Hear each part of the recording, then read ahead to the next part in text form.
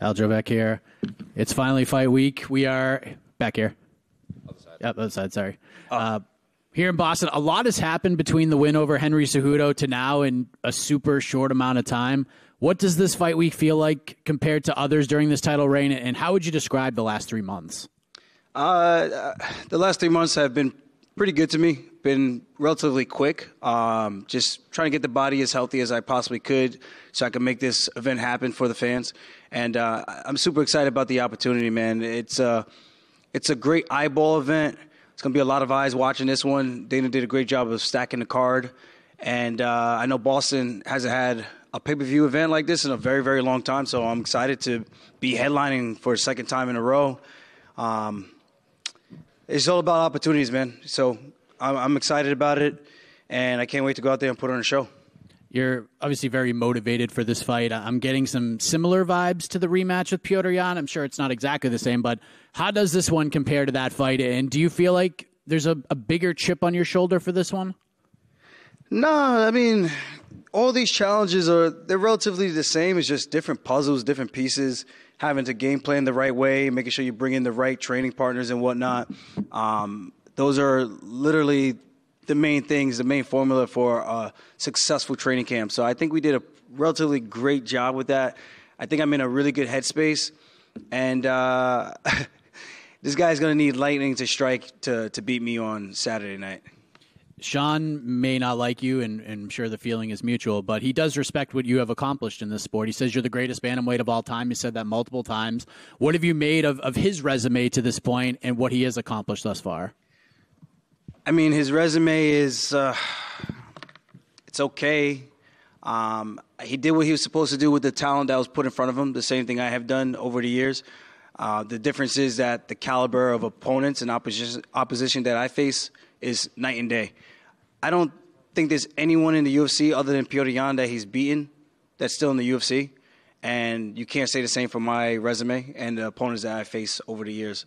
Other than that, he's a tough competitor. I know he's done his homework. He's going to come prepared. He's got a great team behind him. And I just look forward to smashing them and showing them that there's levels to this. He believes you're giving off nervous energy heading into this fight, that you seem nervous. How would you describe your energy and your vibes? And even if there is a perceived nervous energy, is that necessarily a bad thing? Nerves are good, but I don't know what nervous energy is that he's referring to. I think he said he saw me on TV and I looked hella nervous. I thought that was pretty cute. They're showing the highlights of the fight, and I'm getting excited about it. I don't know if that's nerves, but we'll see who's nervous when I step in that octagon with him and when he sees how much I fill out. And when I put my man strength on him, he's going to have no choice but to fold. Last thing for me, potentially your last fight at 135 before you move up. If all goes well on Saturday, do you feel like you are leaving this division in a good place with Merab, Sean, Henry, Sandhagen, and some of the other veteran and up-and-coming fighters climbing the ranks? And who would you match Merab up with if you could wear the matchmaking hat? It's like that commercial, "Are you in good hands?" You know, the Allstate commercial. So I think he's in very good hands with Merab. If there's a matchup, maybe Sandhagen or Henry Cejudo. Those are the only two that really make sense at this current moment. We'll see how Cheeto does with Pedro Munoz and go from there. Obviously, Sandhagen beat him, but Sandhagen's getting surgery. So it's a very interesting position. And obviously, Umar is out as well, getting surgery, just having his surgery, I should say. So I think it's Merab and whoever he feels fit. Aljamain, Sean has said leading into this fight that, he believes the weight cut is going to affect you. Henry Cejudo said the same thing. Do you think these guys really believe that the weight is going to compromise you, or is it just that they need it to sort of rely on something to motivate themselves? This is what I've been having. So I don't think there's any weight cut that's going to be an issue for myself, you know. So if these guys are banking on me missing weight, over what history, what track record do I have of ever missing weight? So if you want to bank on, he's going to have a tough weight cut. Henry did the same thing. I wonder where's Sterling. He's probably still cutting weight. Like, dude, you're flyweight coming up to 35, you know? Life is good for you. So, of course, it's going to be a little bit easier for him. It's always tough, but I make the weight like a professional, and I always show up on championship weight, and I think I'm under. So if that's what he's banking on, good luck. Don't take that luck to the casinos because you ain't going to win. And I can't wait for Friday. Weigh in, and then we're just one step closer to smashing this dude and going out there and having my victory tour. There's a lot of talk about Sean O'Malley's star power and how he's got the it factor and he's like this guy that the UFC can see putting money behind. Do you see an it factor in him, or do you just think it's the machine pushing him that's given him this sort of platform to say he has that it factor? I think if anyone had the same Snoop Dogg promoting their fight after coming off the Contender Series, I think anyone could have become a superstar like that overnight because it's hype. It's hype, especially when you're going out there and you're fighting other guys that should not be in the cage with you. It's easy to stack up the resume and get these highlights. I mean, I'm finishing guys in the top 10, top 15.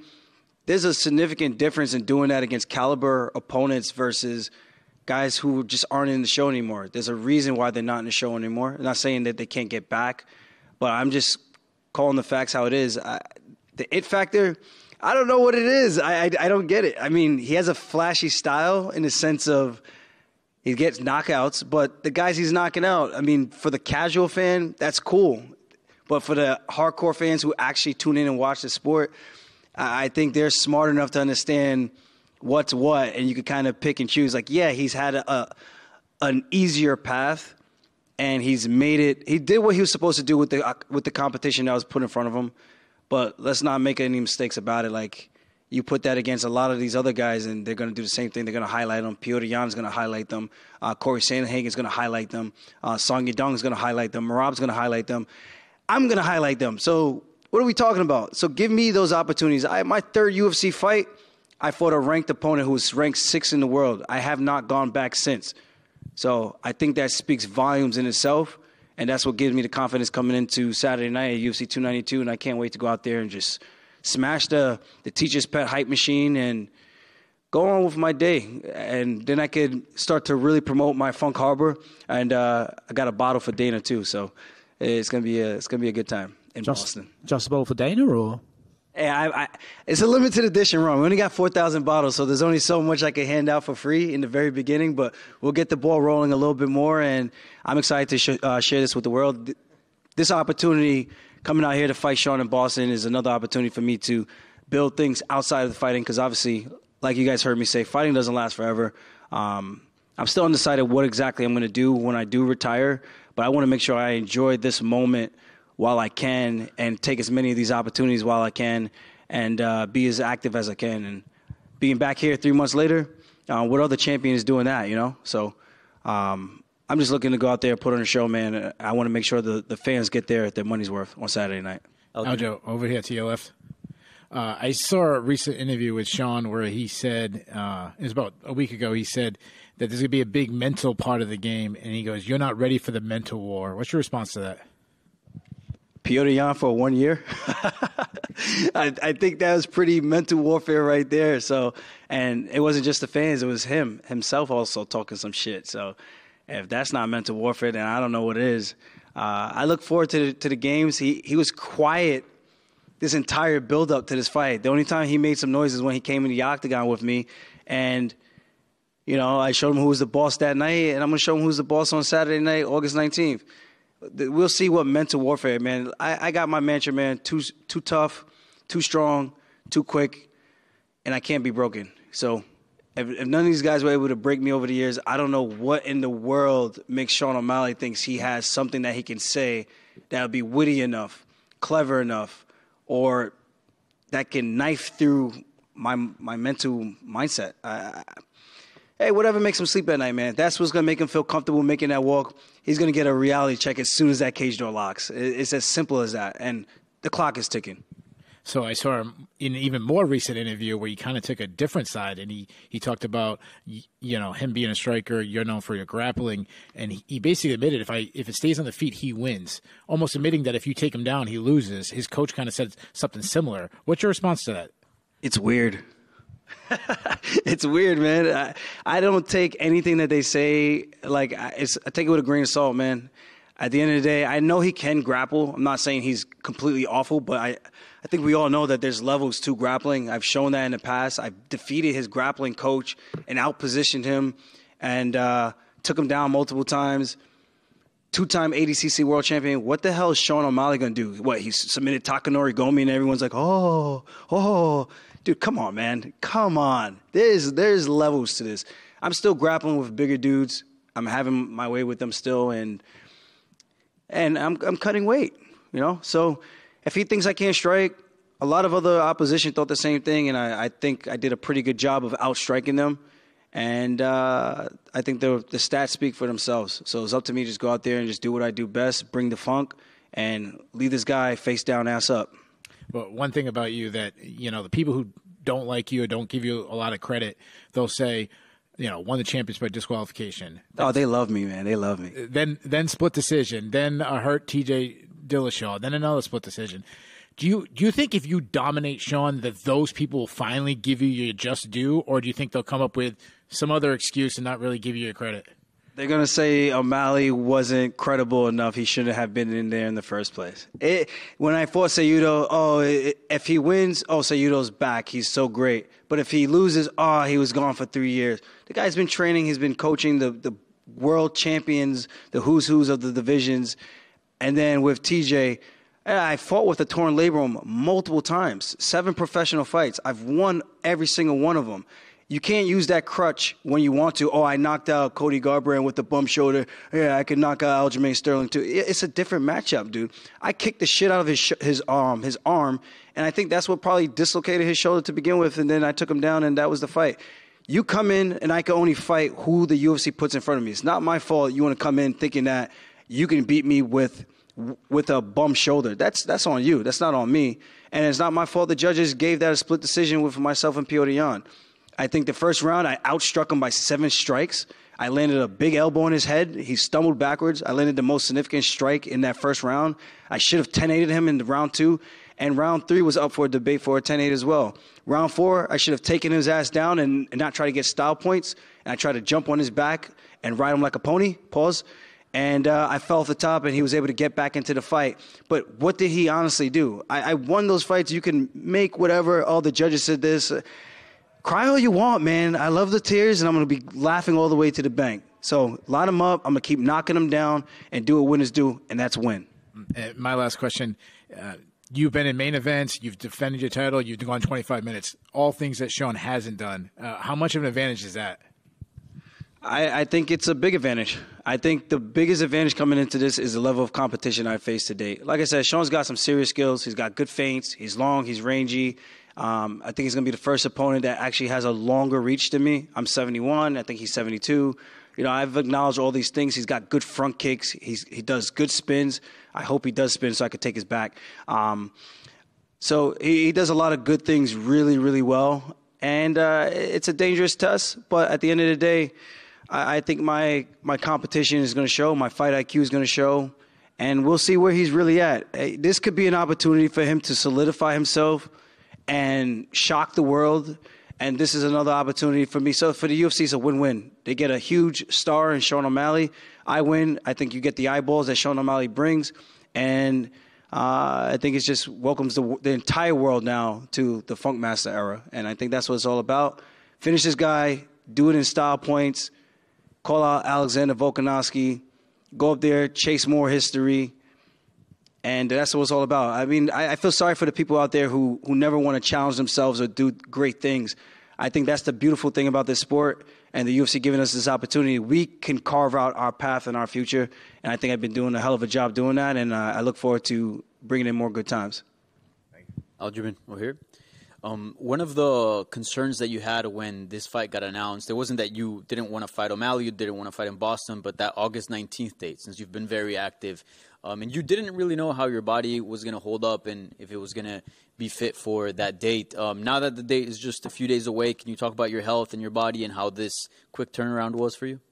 I feel good, man. I think we gave ourselves enough time. The way we did our training, we worked around the things that were lingering from the last fight and the fight before that, and we healed up as best as we could, and I think we did a pretty damn good job. So Maybe I'm like Wolverine. I don't know, but I feel good, man. I'm excited about this. I really am, and I'm glad we were able to have a sit down with the UFC brass and figure out everything and make everything right. And now we have a huge fight for Boston, for the East Coast, to keep the bantamweight division moving. And I don't know. It's there's a lot to take in with this, and it couldn't have come at a better time. I think keeping me more active sooner rather than later just keeps me a little bit sharper. And to already have gone in there for 25 minutes, the matchup with TJ, traveling and doing all these extra things, I think it's going to just more than prepare me for the night on August 19th. Like, I've been here before. I've done it. I just need to go out there and prove it again, what I know, what my team knows. And I don't want to say shock the world, but I don't know. I do feel like maybe people are doubting me still. I don't know. This is a good opportunity to really just solidify my legacy and everything that I've accomplished thus far. Is Saturday night your last fight at 135 pounds? I'm going to wait till the fight's over, see how I do. I do plan on thoroughly smashing this dude up, something serious. And after that, maybe I'll drink a couple Happy Dads. They'll give me a sponsorship instead. And maybe the Nelk boys will be hanging out with me and dropping Sean. We'll see. But we'll see how this fight goes. I do my job. I do it with style points. I'll be looking at and having my sights set at 145. Yeah. And right now, Volkanovski has no title defense booked. A lot of people think that Ilia Topuria is next. Do you think you can surpass him and end up fighting for the belt next at 145? I think the timing could work out. It just really depends on how this fight goes. I mean, maybe Sean is so well prepared that this fight ends up becoming a war more than I expect it to be. You know, I'm expecting the best Sean O'Malley to show up. Proper takedown defense. I'm sure he brought in great guys. Even though he said he hasn't, I'm sure he's not that dumb. I'm pretty sure he brought in some high-level training. He's brought some good wrestlers in. And I know some of the wrestlers that he trains with. So we'll see. We'll see how the fight plays out, and we'll go from there. I don't like to count the birds in the bush, man. I like the birds in hand. So let me deal with this, get through this guy the way I think that I can, look good doing it, and then from there I think I'd be hard to deny. Yeah. And just last one, since you have your eyes on 145 and that's like something you want to do in the future, if Volkanovski does end up defending the belt against Ilia Topuria, how do you see that fight going, and what do you make of Ilia Topuria, who's been a rising contender in that division, and it seems that he's the next guy in line? I think Ilia is really, really good. I think he's dangerous boxing. I think that's the difference between him and Volk. But Volk's got some really good feints, footwork. Ilya's more stationary, typically tends to just walk you down, put the hands on you. He's got good anti-wrestling. So I am interested to see how that fight goes. They're both relatively the same height, same size. I do lean towards Volkanovski because I think he just mixes it up a little bit more than Topuria. If Topuria adds in those kicks, I think it makes his game a little bit more well-rounded, and it brings a different wrinkle to the game other than just training for boxing, where Volk just has to stay on the outside, touch him up with calf kicks, inside leg kicks, clinch him up the way he did Jose Aldo when they fought. And that can make things tricky for Topuria. So Topuria has to do his homework if he wants to get his hand raised in that matchup. And Aljo right here. You mentioned right here. You mentioned you expect to see the best Sean O'Malley possible on Saturday. With all the hype and all the Dana White privileges, you called it, and stuff like that, I guess how good do you feel like the best Sean O'Malley is? I mean, I've dealt with difficult guys who are hard to take down, guys that get used to me. You know, I've trained with the Basharat brothers, both of them. Julian and Rosa, really big frames, a little bit heavier. Some of these other guys back home from Long Island, from the Cerro Longo fight team. And I like to think I'm doing a hell of a good job in the sparring sessions with these guys. And I would imagine O'Malley won't have the same looks that I bring. And obviously I won't have the same exact looks that he brings. But that's what makes this matchup very, very interesting and intriguing. You know, can I get inside without getting sniped? And is he as accurate as he thinks he is? And then the other part is, how good is his takedown defense and how much time he's had since his last fight to improve? So I look at all these things. I factor them all in. I'm going to be safe. I'm going to be calculated. And when it's time to take risks, we're taking some risk. Aljamain, you talked about challenging yourself on your journey. it's incredible to think back 8 years to February 2014 and what you've done since then. And then you look at Cody Gibson, who hasn't fought. It's almost been 8.5 years since he last fought in the UFC. I know you guys had your debut together. Can you touch on his Ultimate Fighter experience? I mean, you guys have really unique history that you both had your UFC debuts against one another. Yeah, we both took the fight on short notice. I was supposed to fight Lucas Martins, then he pulled out. Then I believe I was supposed to fight Brian Caraway. No, actually, Brian Caraway pulled out. I was supposed to fight Lucas Martins, then Lucas Martins pulled out. Enter Cody Gibson. I was drinking a beer when I got the UFC call. I put the beer down, went for a run, and I tried to get as best shape as I possibly could have, cut the weight as fast as I could have. And Cody took it on about 2 weeks' notice, I believe, or something like that. And he brought it, man. He tested me. I did wish I had a full camp for that, but went 2 rounds to 1. I was able to get my hand raised, came out, gutted out that 3rd round, got a takedown, solidified position, got his back. And to see his journey come full circle, now he's back here again, taking on a tough test in Katona, who's also been in the UFC. It's a very intriguing matchup. After my fight with Cody, I ended up going out there to go train with him a couple months later. So we have some history there. I've actually trained with Katona as well in Ireland. So it's an interesting matchup. I do look forward to seeing which guy gets their hand raise. Cody's a big dude for the weight. He's probably the biggest guy I've ever fought to date. I think he's about 5'10", 5'11".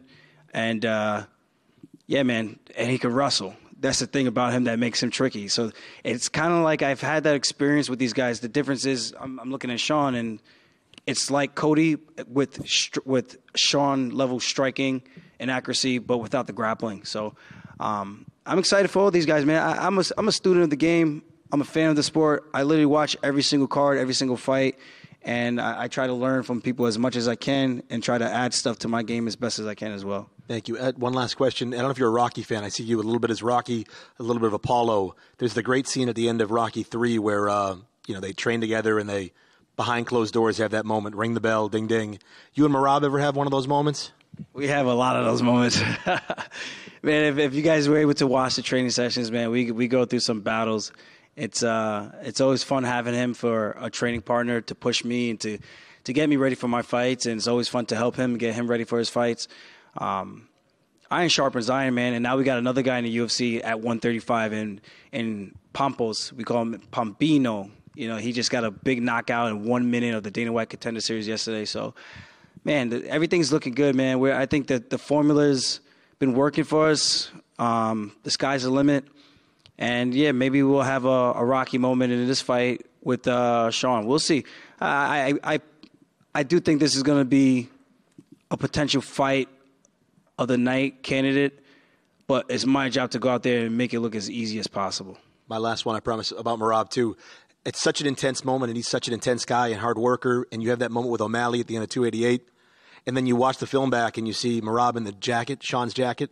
I mean, you have to crack up, right? It was funny, man. I didn't realize that was going on. I thought they were just trying to, jump on my boy, so I was like, yo, what the fuck? And then I saw afterwards, I was like, oh, he took his jacket, which is hysterical. I thought it looked better on Merab anyway. Yeah, it was a good time. Good times. Thank you. Keep it over here, champ. So you were just talking about Pampos, and Dennis Buzukja just got the call up too. So with all the Law MMA talent in the UFC, what does it mean to represent them as their UFC champion? It's inspiring, man. It's cool. It's humbling. Just to see where these guys are going with their own journey. I know what it took for me to get here. All the long nights, the extra training sessions, the extra runs, just having faith, hoping that phone call will come. And now they're in the same position, being able to carve out their own path, their own legacy, their own journeys, and they're doing it their way. And that's the most appreciative thing I can say. I didn't necessarily have that coming up, so I try to share my knowledge as much as I can to these younger guys because it goes a long way, man. This way, instead of trying to figure it out, you still got to do it your own way, but it helps you kind of get a little bit more guidance on which way you should go, who to look towards, who you can bounce questions off of, and really get some proper insight on how you're doing things with your career. I just try to give them as much guidance as possible. 2 guys in the UFC, Dylan Montello, the quiet man, coming up, I think in early October for the Contender Series. Charlie Campbell on the short list. He was killing that guy, Chris Duncan, then kind of got over anxious, got caught, Duncan's doing well in the UFC, so how well can Charlie do in the UFC? We got a killer's row, man. There's so many guys coming out of this small gym right there in Long Island. We don't got the fanciest equipment. We don't have fancy mats or cold plunges or any of these things at our gym. It's just hard work, Long Island attitude, and we just don't give a fuck, man. Thank you. Aljamain, you talked about Sean's past competition, and, with his last fight, you guys do have a common opponent. Was there anything in that fight that stood out to you that you could either hope to exploit or solidified about your game plan for Sean? Sean's he's got some takedowns. He's got little tricky things that he does. There's not much I could take away. It's a relatively close fight. I mean, he cracked Jan. Jan was able to stay on his feet, make him miss after that. Then Jan does what he does best, the same way he caught me. He kind of lulls you to sleep, and then he hit him with a nice 1-2 from southpaw and dropped him and beat the brakes off of him that round. There's some openings there for the striking. Obviously, I'm not looking to sit there in the pocket and trade with Sean. I don't think Sean even would want to sit in the pocket. He's more of a touch-and-go kind of guy, kind of similar to myself.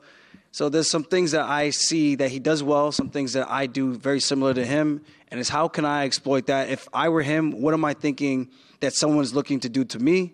And then if I'm the opposition, which I am, how can I capitalize on this? And what is Sean going to be doing to try to tighten up some of those holes?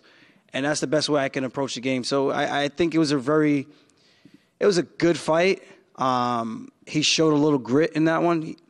And that's really it. Credit where credit is due. He won the fight, not by much. I personally thought Jan won, but he won the fight. I'm not the judge, and he's here. Thank you. Good. Thank you, guys. I'll make sure I have some Funk Harbor for you guys. Let's go.